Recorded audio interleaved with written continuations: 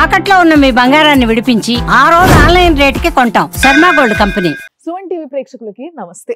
మరి ఈ రోజు కొత్త సంవత్సరంలోకి ఎంటర్ అవుతున్నాం. అంతా బానే జరుగుతుందా లేదా? ఒకవేళ ఏదైనా కొంచెం కింద మీద ఉంటే ఏ పూజ చేసుకుంటే బాగుంటది, ఏ దేవుణ్ణి కొలుసుకుంటే బాగుంటది, ఈ విషయాలు మనం తెలుసుకునేవే. మరి కొత్త సంవత్సరం వస్తుందంటే ప్రతి ఒక్కరికి ఏ విధంగా ఉందో చెప్పాల్సిన బాధ్యత మా పైన కూడా ఉంటది కదా. మీరందరూ చూస్తూ ఉంటారు, ఎదురు చూస్తూ ఉంటారు కాబట్టి ఈరోజు మీ అందరికీ ఎంతో పరిచయమైన వ్యక్తి, ఆయన్ని జ్యోతిషరత్న, వాస్తు విద్వాన్ డాక్టర్ బమిడిపాటి రవికృష్ణ శర్మ గారు. గురుగారు నమస్తే. నమస్కారం. మరి 2025వ సంవత్సరం సింహరాశి వారికి ఏ విధంగా ఉంది అనేది డీటెయిల్గా తెలుసుకుందాం. గురుగారే చెప్తారు.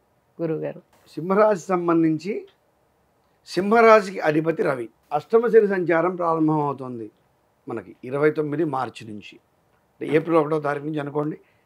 అష్టమ శని సంచారం ప్రారంభమవుతుంది. కొంచెము సింహరాశి అన్ని రంగాల వారికి కూడా కష్టంతో కూడినటువంటి పురోగతి మనకు కనపడుతుంది. అంటే ప్రతి విషయంలో కూడా కష్టపడితే కానీ మంచి ఫలితం రావడానికి అవకాశం తక్కువ. అందుకోసమని కొంచెం గత 2-3 సంవత్సరాల నుంచి అద్భుతంగా ఉంది. ఈ సంవత్సరం కొంచెం కష్టతరంగా ఉంటుంది కాబట్టి జాగ్రత్తగా వ్యవహరించాలి. అలాగే కొంచెం మీ సమయాన్ని ఎక్కువ వెచ్చించాలి. మీరు ఏదైతే ఫలితాన్ని పొందామని ఒక పని అనుకున్నారో ఆ పని మీద శ్రద్ధ అవసరము, జాగ్రత్త అవసరము, దృష్టి కేంద్రీకరణ అవసరం. అవుతుందిరే అని వదిలిపెట్టడానికి అవకాశం లేదు. ఇక విద్యార్థులకు సంబంధించి బాగా ప్రిపేర్ అయ్యి మార్చి వరకు ఉంటారు. ఏప్రిల్ 1 తర్వాత ఏ అయితే ఎగ్జామ్స్ ఉన్న వాళ్ళు ఉన్నారో ఏ క్లాస్లో అయినా మీరేం చేస్తారంటే కొంచెం గట్టిగా కష్టపడండి. కష్టపడడం వల్ల మీరు అద్భుతమైనటువంటి పురోగతిని సాధించవచ్చు, మంచి విజయాలు.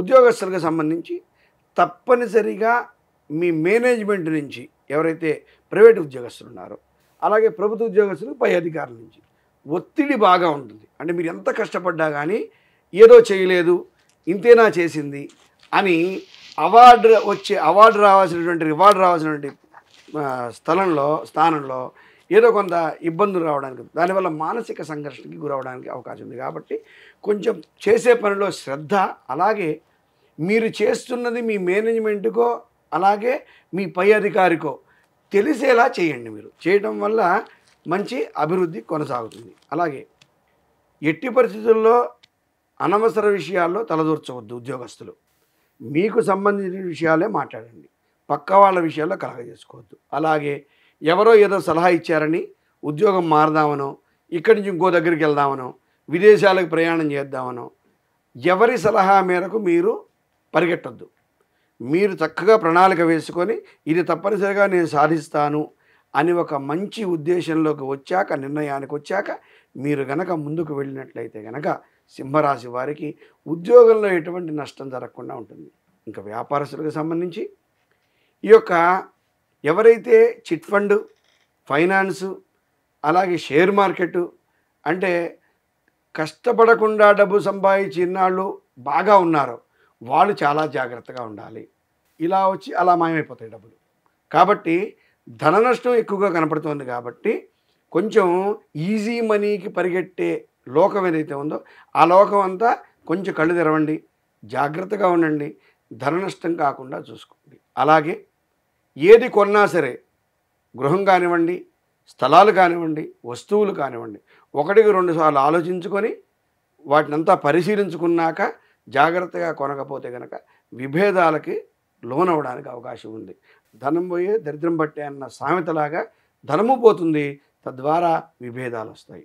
అయితే ఎప్పటి నుంచో కోర్టు ఇబ్బందులు, తగాదాలు ఎదుర్కొన్న వాళ్ళకి మాత్రం తప్పనిసరిగా 100% కోర్టు సంబంధించినటువంటి ఈ యొక్క తగాదాలకు సంబంధించినటువంటి వ్యాజ్యాలకు సంబంధించినటువంటి వాళ్ళంతా కూడా బయటపడిపోవడానికి కూడా అవకాశం ఉంది.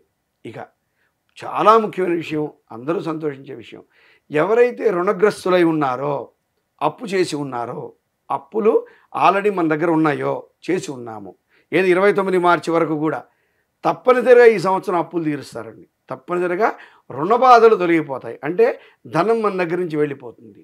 అలాగే ఆదాయం విషయానికి వచ్చేసరికి 4-5 మార్గాల ద్వారా ఆదాయం సంపాదించడానికి కూడా అవకాశం ఉంటుంది. ఇన్నాళ్ళు ఒక్కటే ఆదాయం వచ్చేవాళ్ళు 2-3 రకాలైనటువంటి ఆదాయం, అంటే మనకు అవకాశాలు వస్తాయి. 2-3 రకాల ఆదాయం కూడా సమకూరుతుంది. కాకపోతే దీనికి దానికి సరిపోతుంది. అంటే ఏదైతే రుణ బాధలు ఉన్నాయో దానికి సంబంధించి అవి తీర్చడానికి సంబంధించిన ఆదాయం 2-3 మార్గాల్లో మనకు వస్తుంది. తద్వారా రుణ బాధలు తొలగడానికి ఎక్కువ అవకాశాలు ఉన్నాయి. ఇంకా రాజకీయ రంగం వాళ్ళు జాగ్రత్తగా ఉండండి. వెన్నుపోటుదారులు ఎక్కువగా ఉంటారు. మీతో సహచర్యంతో సన్నిహితంగా ఉండేవాళ్లే తప్పనిసరిగా మిమ్మల్ని ఇబ్బంది పెట్టడానికి అవకాశాలు ఎక్కువగా కనపడుతున్నాయి. అలాగే సినిమా రంగం వాళ్ళు కానివ్వండి, కళారంగం వాళ్ళు కానివ్వండి, ఏకఛత్రాధిపత్యంగా పరిపాలించే వాళ్ళు కూడా కొంచెం జాగ్రత్తగా ఉండటం వల్ల ఎటువంటి ఇబ్బందులు రాకుండా ఉండడానికి అవకాశాలు ఉన్నాయి. ఏమాత్రం అహంకారంతోనో, కోపంతోనో లేదా ఆవేశంతోనో, నాకేంటి అనేటువంటి ప్రగాఢమైనటువంటి నమ్మకంతోనో ఈ సంవత్సరం సంచరించినట్లయితే కొన్ని అవమానాలు ఎదుర్కోవడానికి అవకాశాలు కనపడుతున్నాయి. కాబట్టి కొంచెం జాగ్రత్తగా ఉండండి. సినీ కళారంగం వాళ్ళు, అలాగే ఈ సంగీతం అలాంటి రంగంలో ఉన్న వాళ్ళందరూ కూడా. ఇంకా స్త్రీలకు సంబంధించి ఈ యొక్క సింహరాశి సంబంధించి భర్తతో కావలసినటువంటి సౌఖ్యాన్ని పొందుతారు. అలాగే కుటుంబ సభ్యులతో సౌఖ్యాన్ని పొందుతారు. పేరు ప్రతిష్టలు సంపాదించుకుంటారు. ముఖ్యంగా ఎవరైతే వ్యాపార రంగంలో ఉన్నటువంటి స్త్రీలు ఉన్నారో, ఒకవేళ లేని స్త్రీలు ఉన్నారో, ఈ సంవత్సరం గనక మే నుంచి కొత్త వ్యాపారానికి సంబంధించిన నిర్ణయాన్ని కనుక తీసుకున్నట్లయితే అత్యంత శుభ పరిణామాలు పొందవచ్చు. ముఖ్యంగా ఫుడ్ కానివ్వండి, వస్త్రం కానివ్వండి, తెలుపు రంగు కలిగినటువంటి వ్యాపారాలు. అంటే ఇప్పుడు వస్త్ర వ్యాపారం అంటే తెలుపు సంబంధించిన రకరకాల రంగులు ఉన్నప్పటికీ పత్తి అది వచ్చే కాటన్ మాత్రం తెలిపే. అలాగే పాలకు సంబంధించిన వృత్తులు ఎవరైతే ఉన్నారో, అంటే ఈ యొక్క ఐస్ క్రీమ్ పార్లర్స్ కానీ అటువంటి వ్యాపారాలు, బేకరీస్ కానివ్వండి, అలాగే హోటల్స్ కానివ్వండి, ఎవరైతే స్త్రీలు ప్రారంభిస్తారో ఈ సంవత్సరం, అంటే స్త్రీల పేరు మీద భర్తలు ప్రారంభించినా సరే అద్భుతమైనటువంటి ఫలితాలు పొందవచ్చు. చాలా ఆశాజనకంగా బ్రహ్మాండంగా ఉంటుంది ఈ సంవత్సరం. అలాగే ఇంకా ఆరోగ్య విషయానికి వచ్చేసరికి కొంత రాహువు యొక్క ప్రాబ్లం వల్ల, రాహువు యొక్క దృష్టి వల్ల కొన్ని యాక్సిడెంట్లు అవ్వడానికి అవకాశం ఉంది.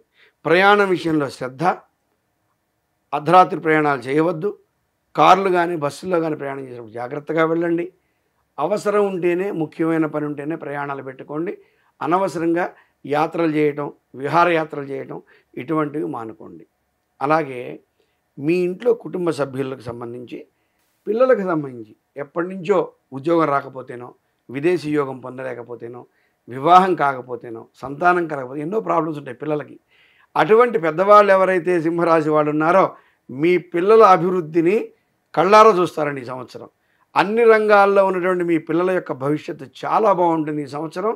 కాబట్టి మంచి ప్రణాళికతో, మంచి సలహాతో మీ పిల్లల్ని కూడా ఒక సరైన మార్గంలోకి ప్రవేశపెట్టడానికి ప్రయత్నం చేయండి.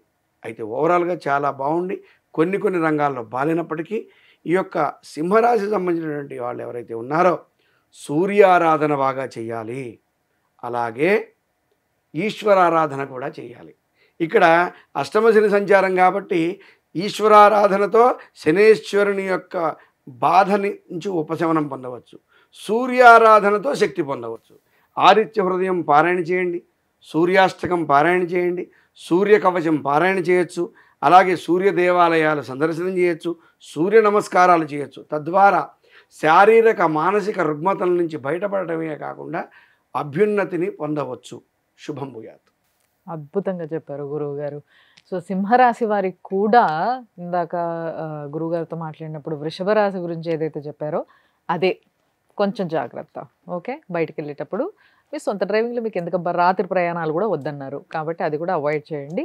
చాలా హ్యాపీగా సంతోషంగా ఉండొచ్చు. ఒకవేళ ఇంకా పర్సనల్గా మీ జాతకం గురించి తెలుసుకోవాలనుకున్నా, ఇంకేమైనా పరిహారాల గురించి మాట్లాడాలనుకున్నా కూడా కింద కనిపిస్తున్న నంబర్లకు ఫోన్ చేస్తే గురువుగారు అపాయింట్మెంట్ తీసుకొని అక్కడికి వెళ్ళి కలిసి అప్పుడు మీరు జాతకం గురించి ఇంకా డీటెయిల్గా తెలుసుకోవచ్చు. చూస్తూనే ఉండండి సుమన్ టీవీ.